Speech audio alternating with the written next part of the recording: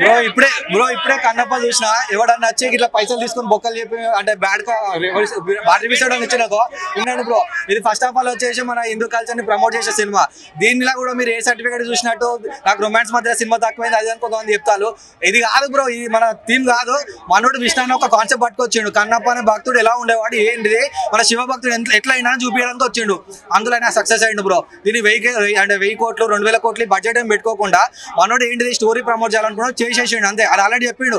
VFX team లో నాకు కొంచెం మిస్టేక్స్ అయినాయి, అది నేను సెట్ చేసుకున్నా అన్నాడు. సో అదంతా పక్క పెట్టాడు బ్రో. ప్రభాస్ సినిమా అంటారు కదా, ప్రభాస్ అని వచ్చేసి జస్ట్ ఒక ట్విస్ట్ ఇట్లా ప్లాట్ ట్విస్ట్ చెయ్యాలని లేపిండు, వదిలేసిండు. దీంట్లో కూడా మనం బొక్కలు ఎందుకోవద్దు, జస్ట్ పోరాలకు తీసుకొని చూపించలేదు. ఎందుకంటే పోరాలకు ఇప్పుడున్న పోరాలకు దేవుళ్ళ పేర్లు కూడా చక్కగా తెలియదు వాళ్ళకు. ఇలా వచ్చి చూపిస్తే అర్థమైతే చరిత్ర ఏంది, మనం ఏంది, అసలు మనం ఏ నెల మీద ఉన్నాం అనేది. ఇవి ఒక్కసారి చెప్తున్నా బ్రో. విష్ణు నాకు అంత హోప్స్ లేకుంటుండే, పిచ్చెక్కిచ్చాడు క్లైమాక్స్ లో. నేను అసలు ఎక్స్పెక్ట్ చేయలేదు అంత. మొత్తం విష్ణు కన్నుడు బిక్కొని మొత్తము ఆ బ్లడ్ అంతా యాక్టింగ్ పిచ్చెక్కిపోయింది. అండ్ ఇంకోటి చెప్తున్నా, మధ్యలో ద్వాపరయుగ పాండవుల గురించి కూడా చిన్న లైన్ ఉన్నది. అది నేను కూడా అంటే మన లాలు గారి నుంచి ఎక్స్పెక్ట్ చేయలేదు.